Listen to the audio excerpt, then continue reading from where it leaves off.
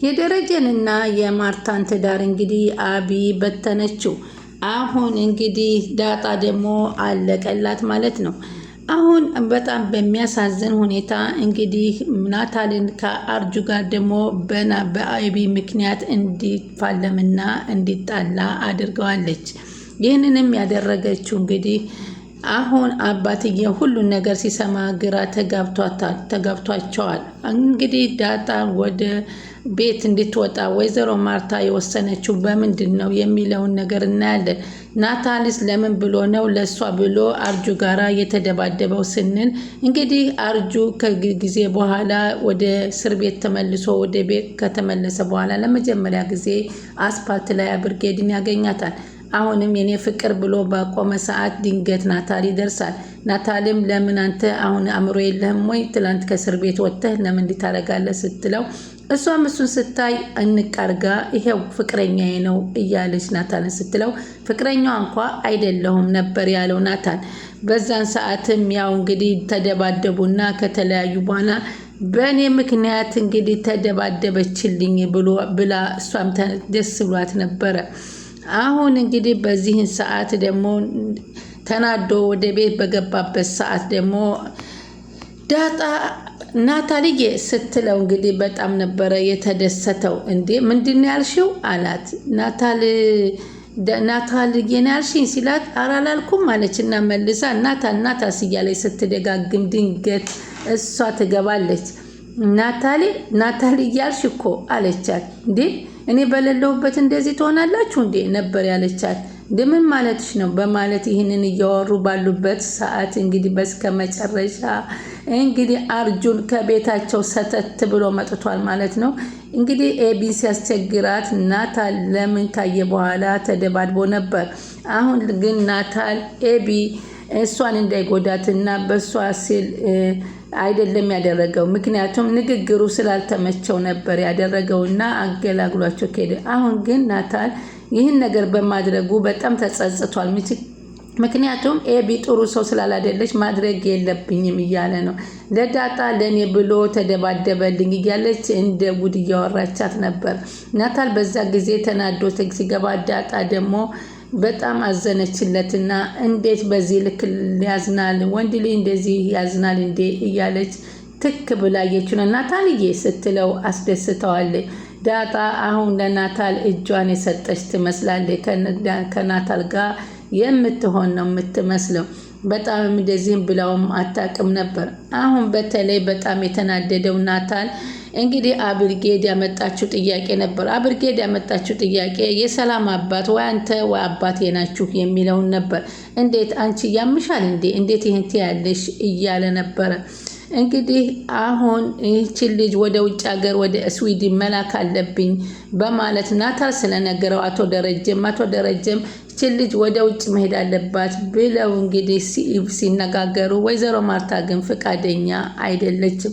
እዚህ ሳለች እኛ ከአጠገቧ እያለነ ያልተንከባከብናት እዛ እንዴት ትሄዳለች ብላ እሷ እኮ ጥሩ ልጅ ናት። ብርጌድ ማርታ ይቺ ማነች ዳጣ ከቤት ከመጣች ጀምሮ ነው እንደዚህ የተቀየረች እንጂ ልጄ እንደዚህ ሁና አታውቅም። ስለዚህ ችግሯ ዳጣ ስለሆነ ዳጣ ትውጣ ነበረ ብላ የወሰነችባት። እኔ ግን እንደማስበው እስኪ እናንተስ ምን ይመስላችኋል?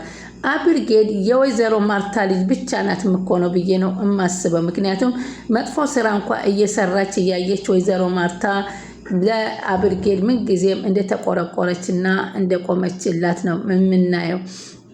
አሁን በፍጹም ሊሆን አይችልም ልጄ ወደ ውጭ ሀገር አትሄድም ብትላ ይህንን ሀሳብ አባትየውም አቶ ደረጀም እንድትወጣ ስለሚፈልግ እንግዲህ ዳጣ አትወጣም፣ ዳጣ ምንም ያጠፋችው ጥፋት የላትም በማለት ነበረ ለዳጣ የቆመላት። እሷ ግን ልጄ ደግሞ ውጭ ሀገር አትሄድም ማለች።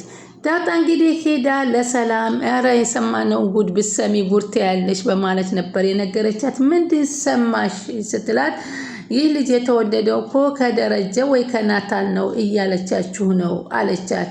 አይገርምም ብትል እሷ ብዙ ነገር እንደምትል ገና አውቃለሁ፣ ግን ቢሆንስ ብላ ሰላም ትጠይቃታለች። ስትጠይቃት እንደ ምኑ አለቻት። አብርጌድ ያለችው እኔ እንዳለውን ጊዜ ነው መሮጥ እኔ ይሄንን አልስማማበትም ነበር መልስ ያለች። ስለዚህ አሁን በጣም ናታል በጣም ነበረ የተናደደው። እንዴት ነው እንዴት መቼም እኔ እኮ ሰላምን የማስባት እንደ እህቴና እንደ እናቴ ነው። እንዴት ነው እንዲህ የምትይኝ? በእርግጥ ሰላም እንግዲህ እስካሁን እውነትም እኮ ፎቶግራፍ አላሳየችንም፣ ሊሆንም እኮ ይችላል በማለት ዳጣም ተናግራ ነበረ። እስካሁን አባቱ ማን እንደሆነ አላስተዋወቀም፣ ማን እንደሆነ አልተነጋገረችም። አሁንም ቢሆን እውነቷን ሊሆን ይችላል እያለ ዳጣም እያሰበችው ነው ማለት ነው። ምክንያቱም አንድ ሰው ሲያረግዝና እውነተኛ አባቱን ወይም በፎቶ ማያውቅ ያለብን ወይንም ከሌላ ሰው ብትወልድም ብትደፈርም መናገር ነበረባት። ይህ ነገር እንዳለችው አብርጌል ከቤት ውስጥ እንዳይሆን እያለች አሁንም እሷ ጋር አዎ አየህ እሷ ትክክል ናት፣ ዳጣ ትክክል ናት እንደዚህ ያለችው እያለችም ነበረ። እና አብርጌድ አንዳንዴ አዳማጭ አታ ነው እንጂ እውነታውን ንግግር እየተናገረች ነበር። ግን ሁልጊዜም ጥሩ ያልሆነ ሰው መልካም ንግግርን ቢያቀርብም እንደማይደመጥ ያየንበት ሰዓት ነው።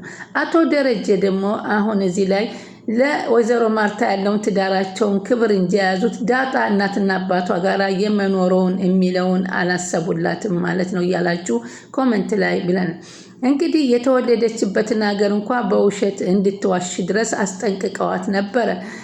አሁን አንዴ ድሬዳዋ ነኝ በይ አዲስ አበባ ነኝ እንዳትዪ እባክሽ አባቴ ሲሳይ እንደሆነ መናገር አለብሽ እያለ እንግዲህ ያንን መዋሸት ደግሞ ዳጣ አልፈለገችም።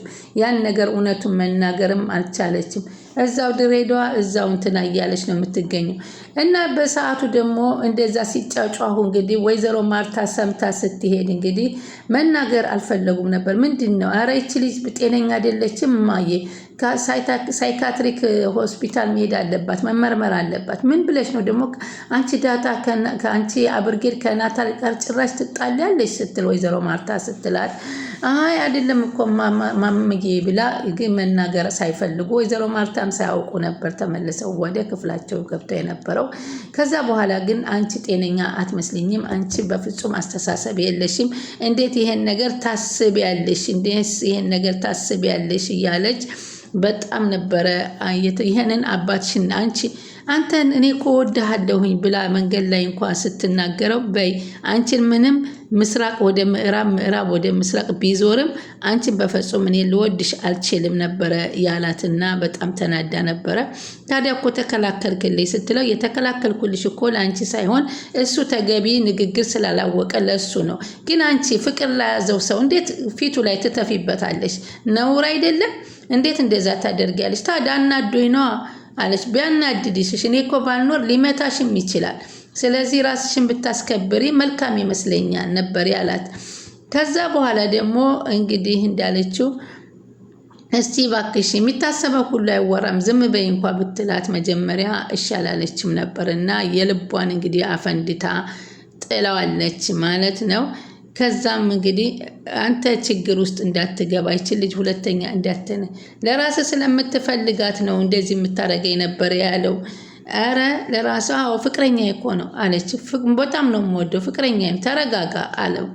እኔ አንቺን አጥቼ መኖር አልችልም ሄ ጅል ብላ ነበረ ድብን በል እያለች ስትለው ነበረ። ከዛ ራስን ችግር ውስጥ አትክተት በማለት ሳይታሰብ ወደ ድብድብ ውስጥ የገቡትና እንግዲህ ናታል የመታው ያንቂ ማረሳም እንግዲህ ከመንገድ ላይ እህቷን አግኝቷት ራሱ ውሃን ወደ እናንተ ቤት ነው የምመጣው እንዳትከተሉኝ እያለ በጣም ተበሳጭቶ ነው አርጁን የሄደው እንግዲህ ወደ ቤታቸው። ግን አቶ እንትና ግን ይሄንን ነገር ደግሞ ሲሰማ ባመናቃተው ናታል ግን እንዴት በዚህ ልክ ተጠርጥረሽ እኔን ታስቢኛለሽ?